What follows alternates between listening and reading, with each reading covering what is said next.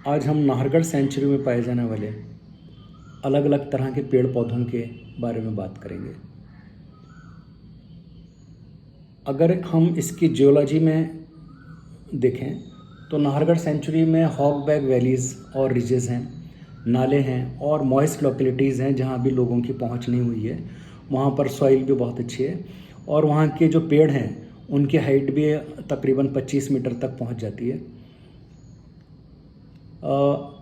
इसकी जियोलॉजी एक ख़ास तरह की है जिसमें जो पहाड़ हैं, अरावली श्रृंखला के पहाड़ हैं वो, जिसमें कि ऊपर इस तरह की हिल्स हैं कि जिनके टॉप पर वेजिटेशन है और फिर स्टीप स्लोप आता है, इसके बाद फिर वैली है और इसके आगे फिर पहाड़ आ जाता है।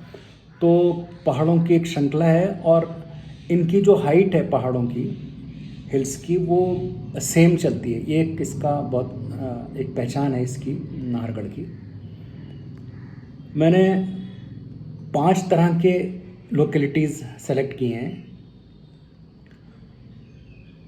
सबसे पहली आती है जो मिडिल स्लोप्स हैं पहाड़ी के।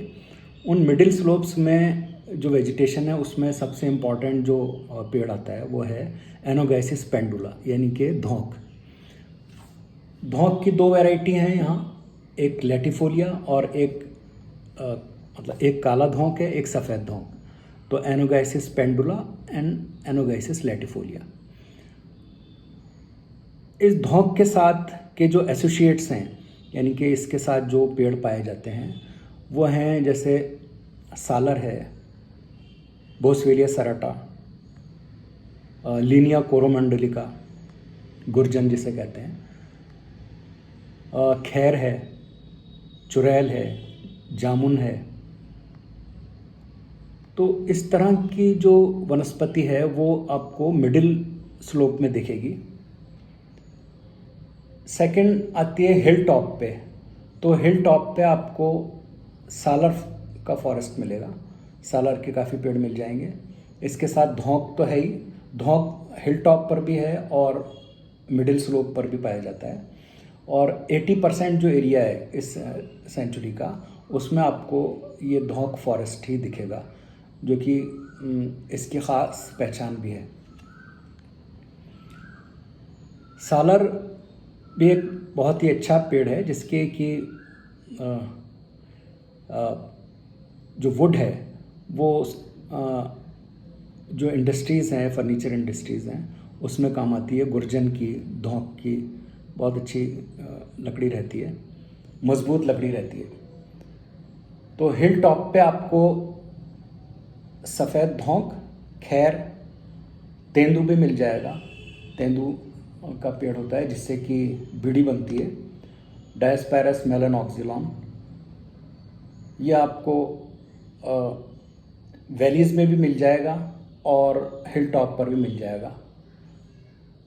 तीसरा जो एरिया आता है वो है इसमें बहने वाले जो नाले हैं, जो बड़े नाले हैं, उन नालों में आपको कदम, मित्रगाइना पार्विफोलिया, जिसे कलम भी बोलते हैं, और ये जो पेड़ है ये भगवान श्री कृष्ण से रिलेटेड है।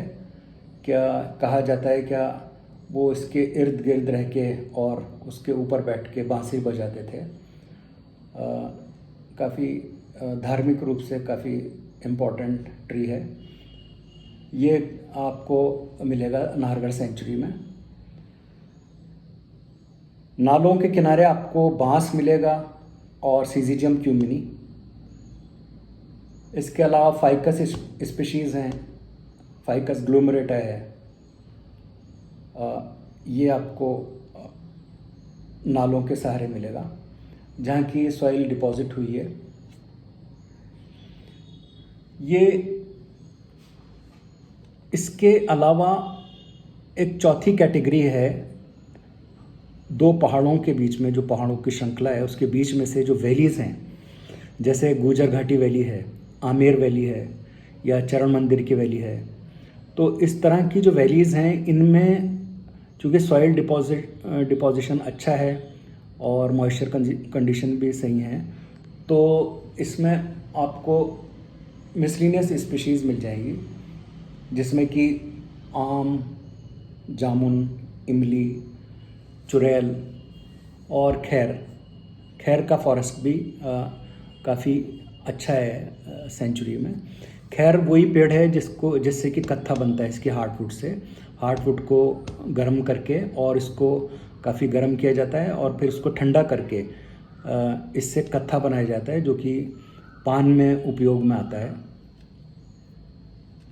पहले कत्था काफ़ी बनाया जाता था फॉरेस्ट डिपार्टमेंट की तरफ से, लेकिन अब इसको बंद कर दिया गया है क्योंकि पेड़ भी कम हो गए हैं और कमर्शलाइजेशन उसको मना है सेंचुरी में।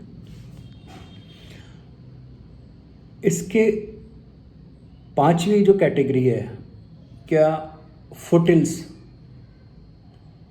फुटिल्स में आपको मिलेंगे बेर, अड़ूसा, चापरेन, ग्रीविया स्पीशीज़ मिल जाएगी, और फील्ड में भरूट और लापड़ा और धामन ग्रास, ये भी यहाँ की पहचान है।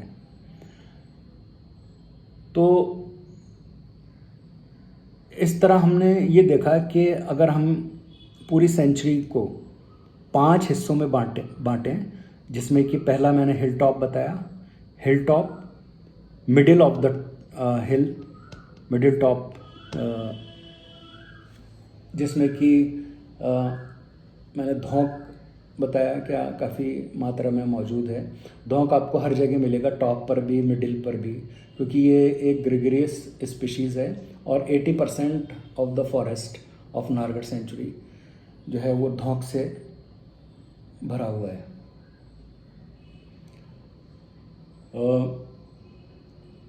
सेंचुरी में ये जो वेजिटेशन है वो एक बहुत ही इम्पॉर्टेंट जेपराइट्स के लिए और हमारे जो इंडिया है उस एस्पेक्ट से भी ये जो 5000 हेक्टेयर का एरिया है बहुत ही ज़्यादा महत्वपूर्ण है। ये कुछ समय से एनक्रोचमेंट की समस्या से जूझ रहा है। इन वीडियोस बनाने का मकसद जो है वो ये है कि नाहरगढ़ सेंचुरी के बारे में लोगों को अधिक से अधिक जानकारी मिले और हमें ये पता लगे कि इस सेंचुरी में कितनी चीज़ें मौजूद हैं जो कि हमारे जो आने वाली पीढ़ी है उसके लिए फ़ायदेमंद होगी, क्योंकि इतना बड़ा एरिया आपको सिटी के नज़दीक और कहीं नहीं मिलेगा। और ये जो एक ऑक्सीजन का एक बहुत बड़ा सोर्स है वो अगर हम इसको नष्ट कर देंगे तो फिर हमें आगे पछताना पड़ेगा, हमें ख़ुद को भी और हमारे आने वाली जो पीढ़ी हैं उनको भी इसका खमियाजा भुगतना पड़ेगा। Thank you very much.